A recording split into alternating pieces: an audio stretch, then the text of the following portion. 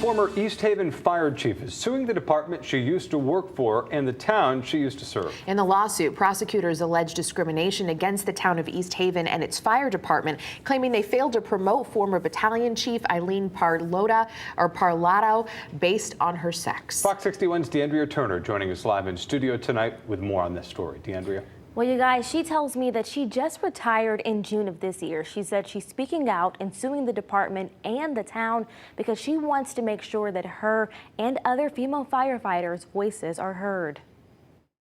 A dream. Why do you still want to be assistant chief? I was not ready to leave. I worked hard for 16 years to work towards this position. After almost 30 years of service in the East Haven Fire Department, 16 as a battalion chief and 12 as the first career woman firefighter. Now the retired Eileen Parlato's career, years of blood, sweat, and tears, and the reason she says she's leaving it behind are detailed in a 22-page lawsuit against the town of East Haven and its fire department for sex discrimination. It's still a male-dominated profession, and I've been overlooked as a female. According to the lawsuit, Parlato applied for the assistant chief position last year. It's been an emotional roller coaster. It wasn't my choice to retire under these circumstances. She and one other employee within the fire department applied for that position, the only internal candidates. He had been a battalion chief for 11 months. Parlato says she trained him for that position. But Parlato did not move on to the next level of interviews with the Board of Fire Commissioners, citing her accomplishments, fire department leadership experience, and performance in the oral interview process.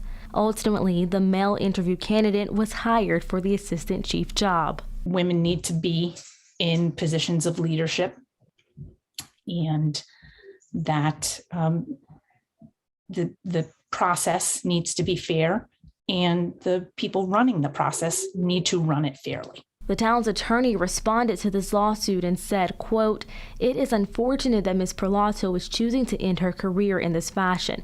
The process to choose our assistant chief was largely based on the unbiased evaluations of an outside independent panel."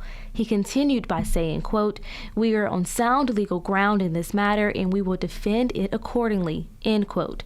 And as far as Parlato, hopefully things will go my way, but if they don't, I still feel confident in standing up for me and for other women.